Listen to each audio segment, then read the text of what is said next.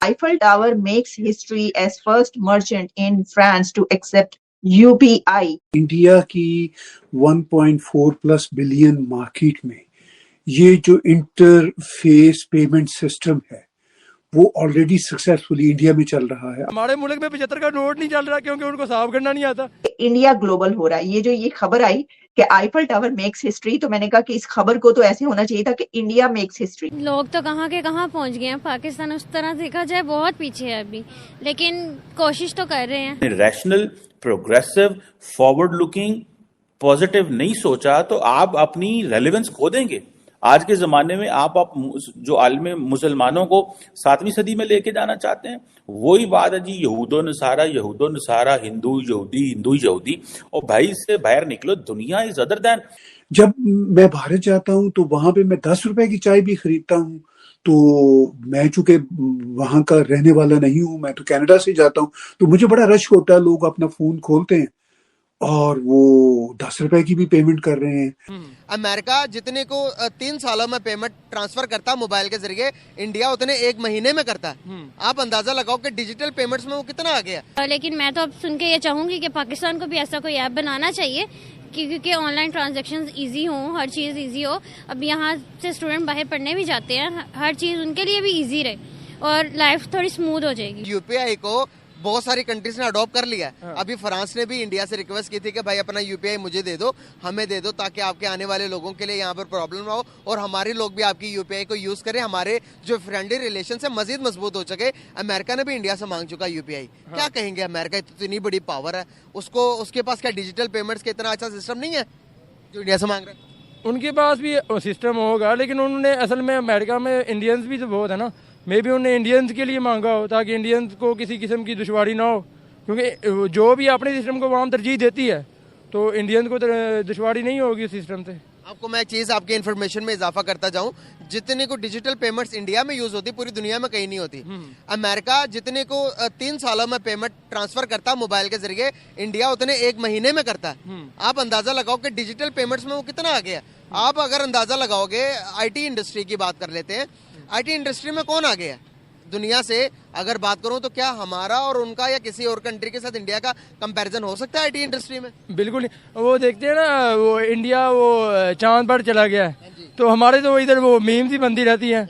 हम चांद पे जा सकते हैं? अच्छा, इंडिया में सबसे ज़्यादा डिजिटल वो होती हैं पेमेंट्स, तो पाकिस्तान में सबसे ज़्यादा लापता बंदे होते हैं। फिर हम इस चीज़ में आगे, हम दूसरी चीज़ में नहीं आगे आ सकते। अच्छा, हाँ, तो आप देख लो अब क्या किया जाए। एज अ कौम, एज अ नेशन हम क्या हैं? हम कौम है या नेशन बन चुके हैं अभी तक? अगर नेशन और कौम है, आपके सवाल के जवाब के बाद, तो हम डेवलप क्यों नहीं हो पा रहे? असल में हमें लड़ाने वाले बहुत है ना। हम पहले कौम हो, लेकिन अभी देख लो, अभी ये बलोचियों के वो हलाफ हो रहे हैं। हमें वो उर्दू ही अभी समझ नहीं आ रही। उर्दू हम वो कौमी जो जुबान है उसको यूज़ कर ही नहीं पा रहे सही तरह। हम वो जो इंग्लिश लिखते हैं, अपनी जो दफ्तरी जुबान वो चलती इंग्लिश है।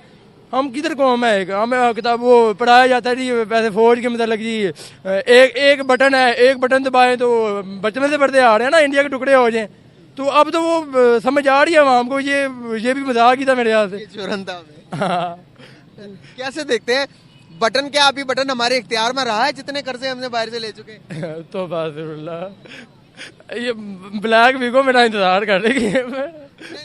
फैक्चुअल बात है, हम किसी इदारे का नाम तो नहीं ले रहे। हम जस्ट बात कर रहे हैं जितना को हमने कर्जे लिए हैं बाहर के मुल्कों से, जितने हमारा मुल्क इस टाइम चल ही कर्जों पर रहा है, तो क्या अब वो कर्जा जितना लिया उन मुल्कों को वापस करेंगे? नहीं करेंगे तो वो डिमांड तो करेंगे ना भाई कि आपने कर्जा लिया, उसके बदले में कुछ ना कुछ तो दो। क्या कर्जे वापस हो पा रहे हैं हमसे टाइम से?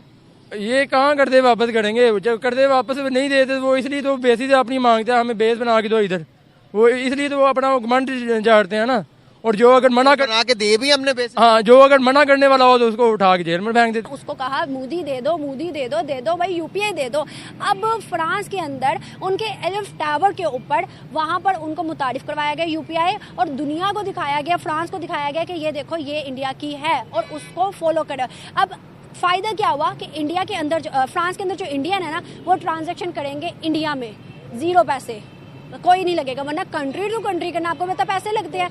लेकिन अब जो इंडिया के फ्रांस के अंदर इंडियन है, वो अपनी इंडियन करेंसी देंगे, उनको इस चीज़ का भी फायदा फ्रांस में तब्दीली करवानी पड़ेंगी, डॉलर्स में नहीं करवानी पड़ेंगी। रिसेंटली मैं बैंक में गया था, उधर एक बुजुर्ग आदमी थे, उनके बाहर से पैसे आए थे, वो 3-4 उनको दिन हो गए थे, मुसलसल चक्कर मार रहे थे। वो आगे से कहते हैं हमें हमारे पास कोड नहीं आया, हमारे पास फलां लेकर आओ, आईडी कार्ड लेकर आओ।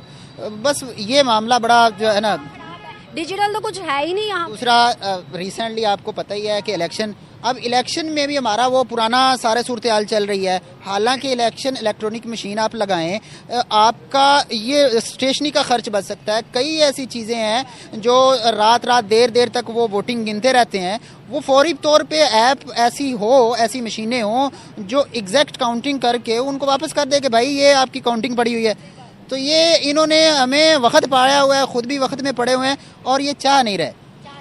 और दूसरी बात ये है कि खुशहाली या तरक्की उन लोगों की होती है जो खुद चाह रहे होते हैं।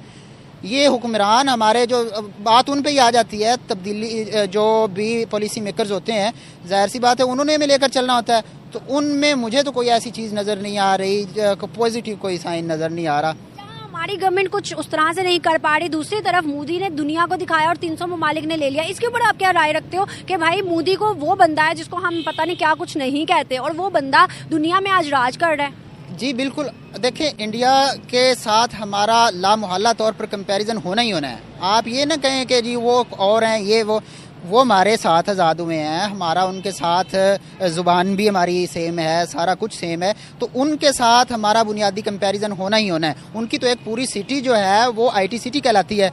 जी तो वो उसमें बेशुमार लोग IT के हैं। अब यहाँ पे कई मैं पढ़ाता हूँ, बच्चों से बात करता हूँ फ्रीलांसिंग के हवाले से, वो हैरान हो जाते हैं कि ये कौन सी बात कर रही है। और आगे से मतलब कि उन्हें इस बात का ही नहीं पता कि ऑनलाइन कमाया कैसे जा सकता है। मैंने बच्चों से पूछा ऑनलाइन कैसे कमाया जा सकता है, तो वो कहने लगे कि फ्रॉड का तरीका जो है ना करके किसी को फ़ोन किया कि आपका बच्चा यहाँ फंसा हुआ है।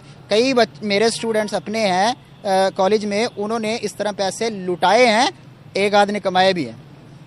ना कितनी मतलब बदकिस्मती है कि हमारे यहाँ अमेज़न भी है तो हमने उसको इतना ज्यादा वो कर दिया कि वो बेचारों ने बंद ही करवा दिया कि भाई आपकी मेहरबानी, पाकिस्तान से जाना ही हमें पड़ेगा। लेकिन दूसरी तरफ इंडिया के अंदर उसका ज्यादा बेनिफिट लिया गया।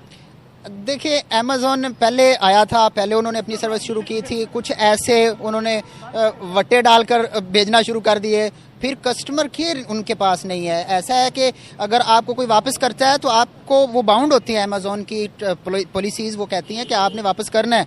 लेकिन यहाँ पे सूरत हाल ये है कि ये दाल लगाने वाले लोग होते हैं, ये समझते हैं कि शायद ऑनलाइन इन चीज़ों में भी हम दाल लगाएंगे तो हम बच जाएंगे।